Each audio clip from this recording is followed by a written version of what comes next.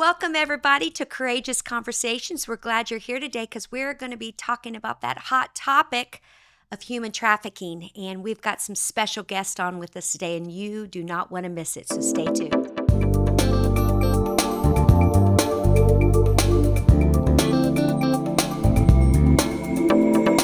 Welcome back to Courageous and Free because we have got an incredible show for you today. And I've got some of my dearest friends with me. I've got a brother and a sister from another mister, and they are warriors just in this fight against human trafficking. And so I'm going to introduce you my friend, Alan Wilkett. How are you doing, Alan? I'm awesome. He is awesome. I'm going to brag on him for a second. I'm going to put my glasses on because I'm so young.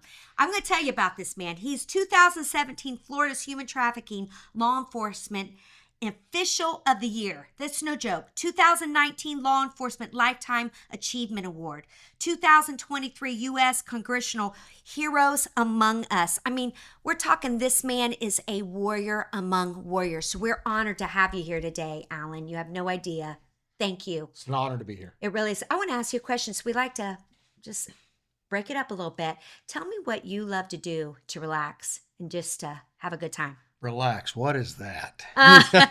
Do you do that, Alan? After 30 years of law enforcement, relaxing is really not my vocabulary. But if I were to point to something, I love to play golf. Do you I'm really? no good at it, but I love to play. Are you one of those that you play 30 holes in 9 holes? I do. That's me too. All right. Well, we're good friends. We'll golf together now. And then I've got my beautiful sister here, Savannah, who it is so wild. We met each other 10 or 11 years ago? How many years ago were you on our show? 2011. Oh my Wow. gosh, so it's longer than that. Yeah. And man, we just instantly just clicked it off. And this girl is, I mean, I'm going to tell you, she goes all over Florida, everywhere, speaking on human trafficking. I mean, DeSantis has her. I mean, this girl is such a warrior in the fight. And you all really have no idea how honored we are to have her on the show Absolutely. with us today. So Savannah, tell us what you do to relax. Do you relax? No, You do not. So, shopping. I don't shop. You don't shop? Well, okay. Well, I'm all right. I don't know.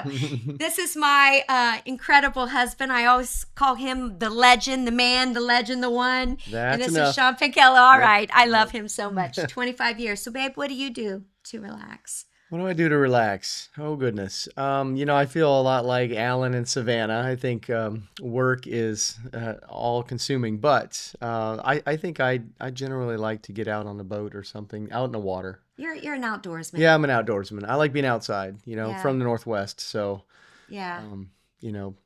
what I do for relaxing to some people might be work. So, All right. And then I'm Carolyn, and obviously what I like to do to relax, I like to work. I love what I do so much. we all need counseling. I know we all need counseling. Anyways, we are so excited just to have these beautiful people on with us today because they're willing to take on that hard subject. And we appreciate you all being willing to listen to it because we know as hard as it is to talk about it, it must be even harder sometimes to hear about it. But human trafficking, Alan, I know you just talked about this week that it's went from 150 billion to what is it now? Yeah, human trafficking is absolutely exploding with no end in sight. And so many people talk about human trafficking from a concept. It's not a concept. It's about ruining people's lives. And some of the latest data that we have, and we have for at least a decade, used the International Labor Organization's numbers, and those numbers were $150 billion Right. a year. And it would range from 20 million, it went to 40 million. But their latest numbers now show it 49.6 million victims. 49.6 million victims, and it's generating $236 billion. A 37% increase since the last time they put the data together. Then you couple that with the NASDAQ, our financial markets show that it's over $300 billion industry a year. Our own financial markets, who track finances globally, has Really? determined that this is now rippling through the financial markets at $300 billion plus a year, making it the second largest criminal enterprise in the world, just behind the dope traffic. So drug trafficking is number one, and most experts believe that within the next few years, human trafficking will become number one. The point being is, it's an exploding industry that is ruining the lives of people, because every one of those numbers represent the ruined lives of people who deeply need someone to care.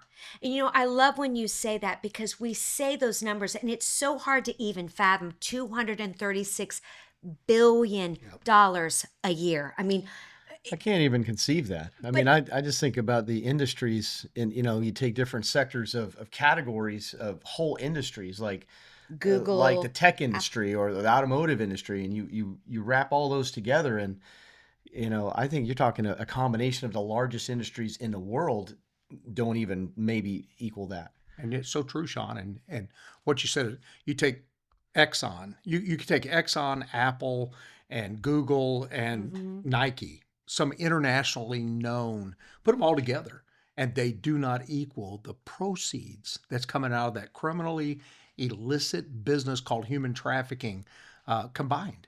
You know what that tells me? It just popped in my head. There is no way that anybody in America can, they may not know it. They don't know it. Somehow, some way, this is touching every person's life in this country, whether they know it or not. Well, we'll talk about consumers, I'm sure, as we move along, the buyer, consumers, the demand driver. But as you said, and I think that is a point that needs to be said, whether you're talking about the commercial sex trafficking or labor trafficking, it does touch every one of our lives. And it's really almost unavoidable. You go to Walmart to buy a t-shirt. How do we know for sure that that wasn't created by child labor somewhere? Because we're driven to get the best bargain price. Well, that bargain price may be wrapped around a child who's being forced to work 14, 16 hours a day in some sweatshop somewhere. So the coffee industry, chocolate industries, you name diamond it. industry. You name it. Right, yeah. It's touching every aspect of our lives. But I love, you said something the other day we did an event together, and he says something, and he says, we say these numbers and they're so big, but they represent a life. Everyone that is somebody's daughter, son, I mean, it is a human being. It is a life. And we just want to throw it out as a number, but it is a life. And boy, when you take it to that, to me, it changes everything for me, because every life matters so much. I want to hit just a little bit, because I know there's people that are watching today that, of course, they've seen Sound of Freedom. Everybody's seen Sound of Freedom. Well, not everybody. I mean, I do a lot of events and people still haven't seen it. But you and I both know that you go see Sound of Freedom, and that's not really how it's happening here in America. I mean, I had somebody tell me the other day, they're like, in a way, it's like a decoy. It's like away from what's really happening. And so what is human trafficking really? What is it? So Sound of Freedom and many of the other, even documentaries, who try to expose what human trafficking is, oftentimes feed into some of the myths. Right. Because we take some of the glorification, sometimes those glorification acts. Human trafficking at its very basic. And so let's talk about human trafficking in a scope. We didn't even have the term human trafficking, especially as a criminal charge, until the year 2000, when the TVPA was passed by Congress. That was a federal charge. Prior to that, we didn't have a label called human trafficking. Now, human trafficking was happening. We just didn't have the label. So the TVPA, the Trafficking Victims Protection Act of 2000, kind of defined what gave context to what human trafficking is. And there's a lot of legal terms in there, and it talks about the act, the means, the process, the reasons behind it. But if you boil it down, and I'm just going to give a street definition for human trafficking. Good. When one person takes advantage of the vulnerabilities of another person for a commercial value, you have human trafficking. One person exploits the vulnerabilities of another person, and it has a commercial value attached to it. That's what brings it into the human trafficking So give world. us an example of something like that. So you may have, and when I say commercial value, I think it's important to note that that's not just money. In fact, in my experience of doing this for many years, oftentimes money is not the driving, is not the commercial value. A lot of times it's dope, or it's going to be a place to sleep. It's going to be a meal. It's going to be the 14-year-old who runs away from Tampa, who ends up in Orlando with no place to sleep, no food, hasn't really thought about it. And Joe offers a trailer, but in order to get that trailer as a place to sleep, she has to perform a sexual act on Joe. So is that human trafficking? Of course it is. Because first of all, for a minor, you don't have to prove force, fraud, or coercion like you do with an adult. So that's the difference between minor trafficking and adult trafficking. And boys are being trafficked as well as girls. But it's that commercial value attached to that either labor act or sex act that has been done by force, fraud, or coercion, unless it's a minor. And if it's a minor, you don't have to prove those elements. That makes it human trafficking. And what we're seeing is so many people confuse smuggling. Smuggling is a crime against the border. It requires movement, whereas human trafficking doesn't require movement at all. And it's not a movement crime, it's an exploitation crime. So human trafficking has a very clear, concise means and definition, and oftentimes it's caught up in the myths of glorification. Okay, so just to explain that for our viewer that's watching that right now. So people who are seeing what's happening, let's say over the border or in Ukraine, tell us what the difference between smuggling and human trafficking, because both of that is happening on the border, right? sure. But they need to know there's a difference. So smuggling can oftentimes turn into trafficking. So it may move into a trafficking crime. Mm-hmm.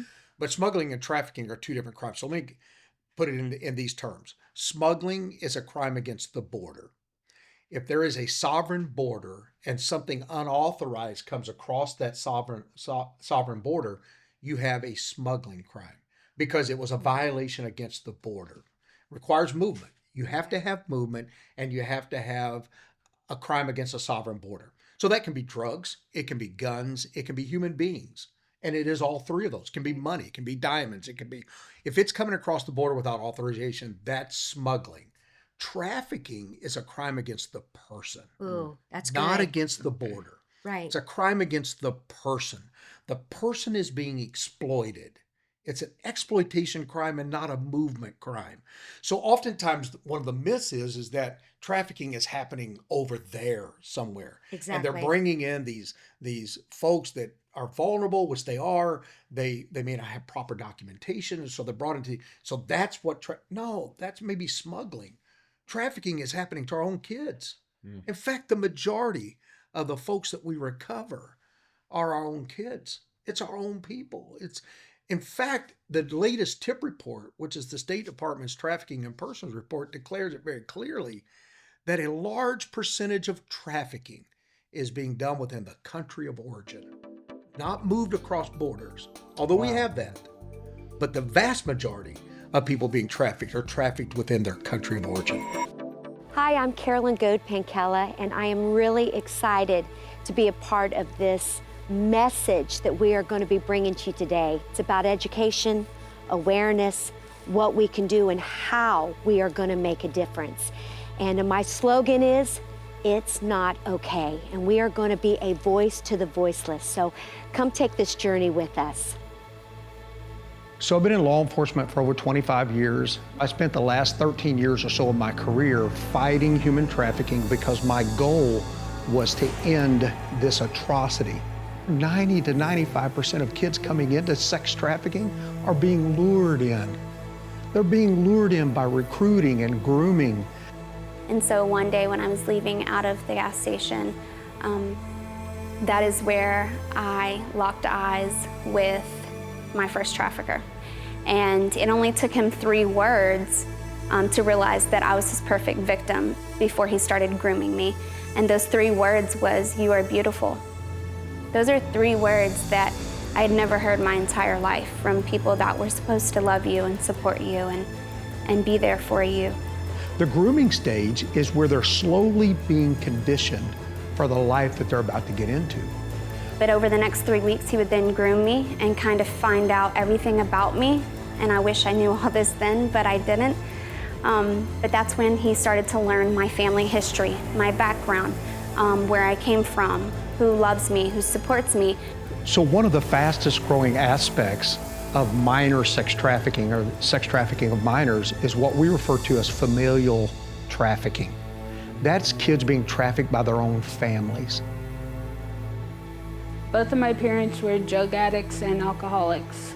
So my dad had a stroke when I was 9, then that left him disabled. And after that, my mom got involved with more drugs. She started doing crack. Eventually, she started prostituting herself for her drugs. And I went with her one time when I was 11, and her drug dealer offered her a $10 piece of crack for me instead of for her. After about 3 weeks of grooming me, he asked me, did I want to go on vacation with him? And off we went to where I thought was going to be the vacation of my dreams was actually the nightmare from hell. Every thought in my mind is going off, but he reminded me with the truth. And the truth was, don't think about running because no one is going to look for you. No one cares about you. No one will even know that you're dead. My trafficker would take me to a hotel. He would make arrangements with the staff so that he wouldn't have to stay. The staff would let people in the rooms. And I remember one time I had been there for a couple of days. The staff came in one day and they told me that my friend called, which was my trafficker, and said that I needed to walk home, which was a couple miles away. And I remember I was walking down the hall barefoot, bleeding, crying, and nobody asked any questions. If I was okay, if I needed help, they just let me walk by and leave. We're talking about little human beings that dream of being firemen and police officers and astronauts who find themselves in the back room of a brothel. And so you're probably all wondering, okay, well, how did you get here? How did you get here? The time when I finally got that courage again, right, to walk into that church completely broken. I remember sitting there like this, and they were in a DNA series, and they were talking about God's DNA, love, acceptance, mercy, grace, being adopted into a family, right? All these things that we know about God's love, but however, I never knew them.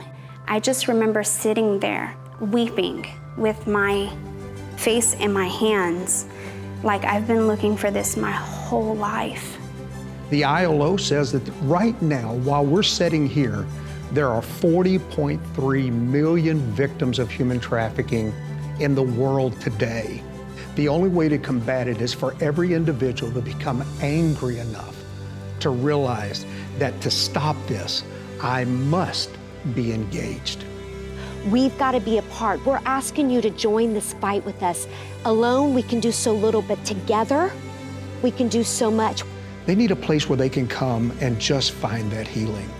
A place where they can recover their voice. They can recover their dream. They can recover their hope. And they can recover what it truly means to be created in the image of God. So we need safe homes. And I get chills just even saying it to you because I see the difference that it makes to pull these girls out of the situations they're in. And guys, it's not rocket science what we're gonna do. We're gonna just love them. We're gonna tell them they're worthy when they feel unworthy. We're gonna hold them when they cry. We're gonna listen to them share their traumas, but then we're gonna celebrate with them as they get their victories. People say it's a $150 billion business, Carolyn. How are we ever gonna stop it? Listen, one person at a time. They're born one at a time, they die one at a time, so we reach them one at a time. You be the voice for the voiceless. You be the hope for the hopeless. And you be the love for those who have not experienced love in a long time. We can't give up. We can't stop. But we need your help today to make a difference in one girl's life.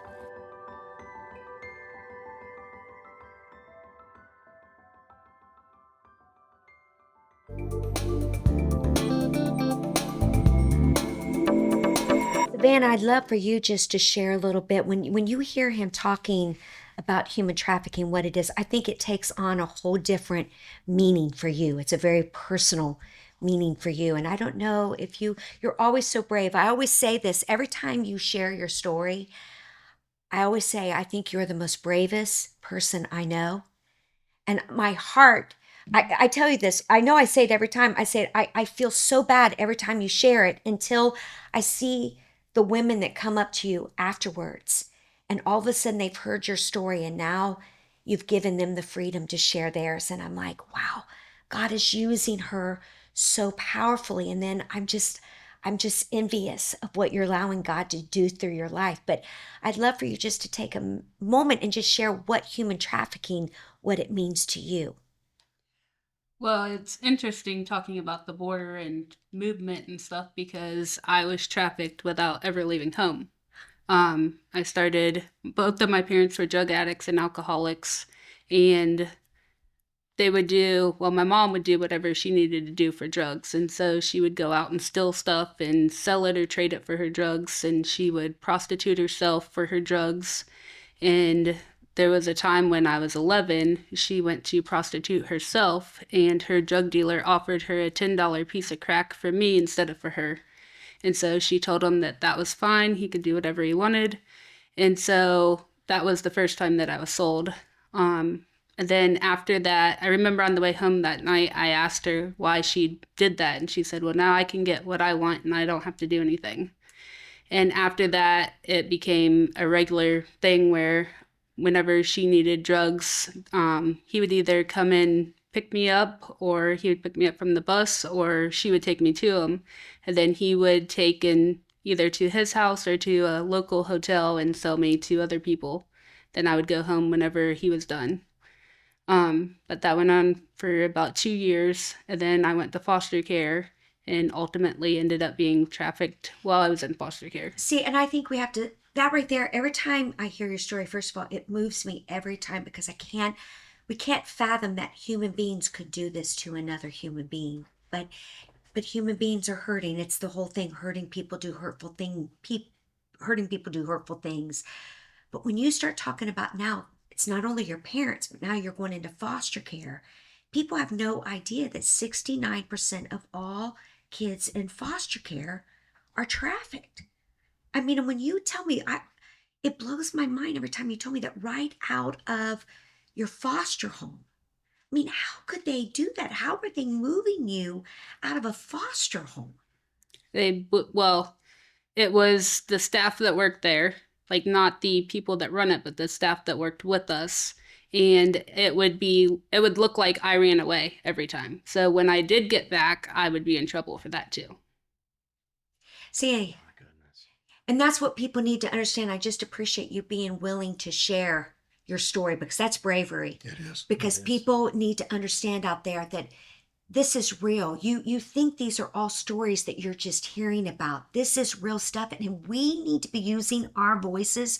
The reason why we do these shows, the reason why she's willing and he's willing to keep stepping out is because we're trying to get out here and say, we have to use our voices to say, this is not okay. We have to open our eyes to, because so many times that you'll hear these girls or boys tell their stories and everybody's like, oh, well, we don't listen to them because all we have to say is, they're just bad children. They're just acting up. And then who's going to believe them? Who would believe you? And all you just needed somebody to see you, and I really want to hear a little bit about really what gives you the strength now to keep sharing this story. Because it has to come from something deeper. You know what I mean? Yeah. This is tough. Well, the thing that I guess makes me want to speak and share my story is when I was in foster care and I was being trafficked and I was taken away from my mom and all of that stuff, I wanted to know somebody that had been through something similar to me and was doing well because I didn't think it was possible. Mm-hmm. And so now I share my story and experiences in hopes of being that person for somebody else.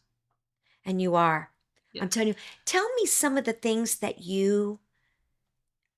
to get your healing, because now, you are second in command of a huge ministry now. It's like you have really worked. God has opened up doors for you. And then on top of that, you are speaking everywhere to bring awareness to this. But what are some of the steps that you had to do to get to the healing and the forgiveness to the people? I'm not just talking about people in foster care. We're talking about the people closest to you, because I think there's people watching today that truly the greatest pain you can have in life is sometimes from the people closest to you, right? So you've had to work through all of that. How did you do that?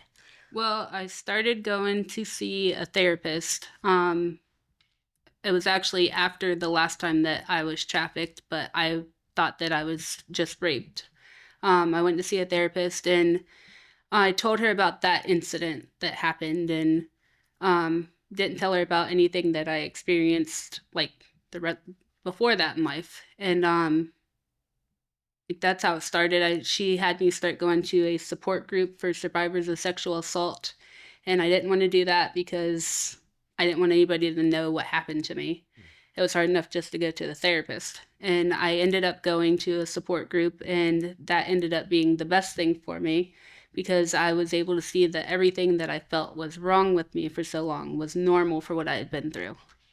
And through that group, we ended up going to a Human Trafficking Awareness Day together. And at that event, I had heard about human trafficking, but everything that I heard, it was in another country or it was people tied up and like trapped. And so I didn't ever connect it with anything that I had been through. And so at that event, they talked about human trafficking and what it was. And that's when I realized that that's what happened to me and that I could talk about it. So I began working with my therapist to talk about all that. And it was hard for me because I disassociated when I was being trafficked. So it was like I blocked it out so that it was happening, but I didn't really feel the emotional pain or anything. That's how you were coping with it. I get it. So in therapy, I had to go back and see myself as a child because I never did that before and had to feel a lot of the things that I never felt. And even just talking about it, it helped a lot.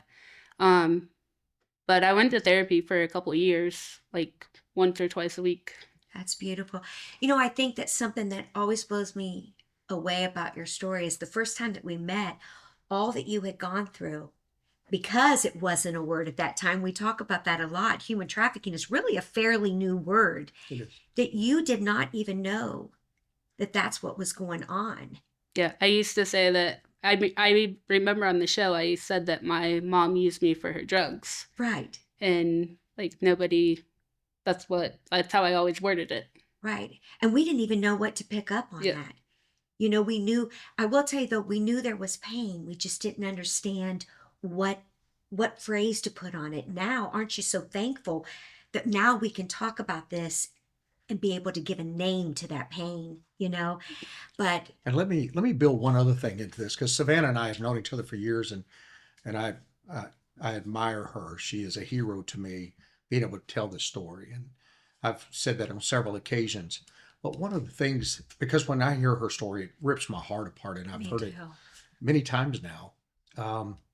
But building into what she had to really overcome, we oftentimes put this label trauma, and trauma is a good word because it is trauma. yeah, But there are two levels of trauma that experts talk about. One of those is naturally induced trauma.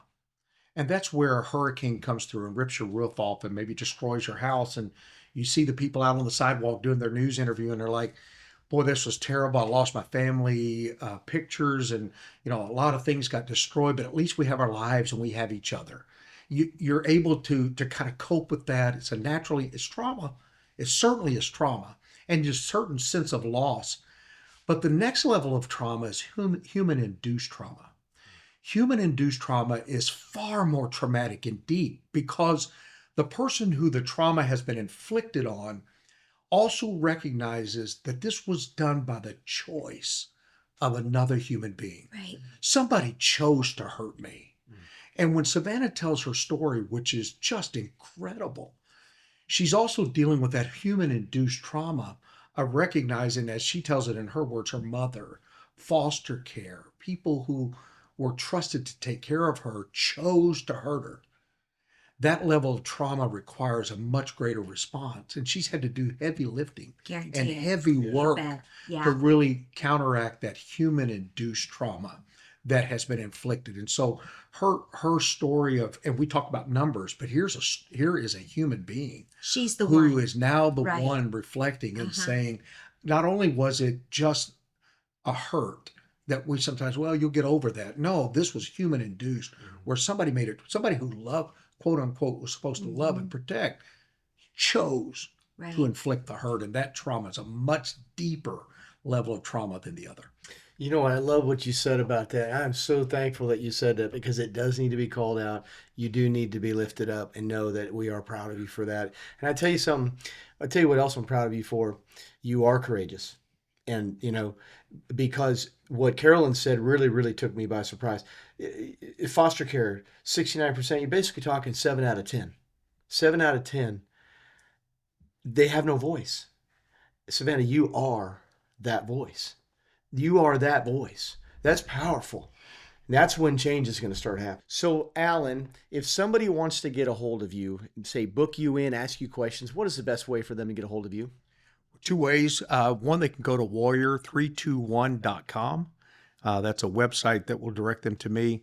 And then if they want to do it by email, it's Alan, A-L-A-N, because I spell Alan the right way. So Alan, A-L-A-N, at warrior321.com. Okay. And Savannah, how do we get a hold of you? Do you want anybody to get hold of you, Savannah?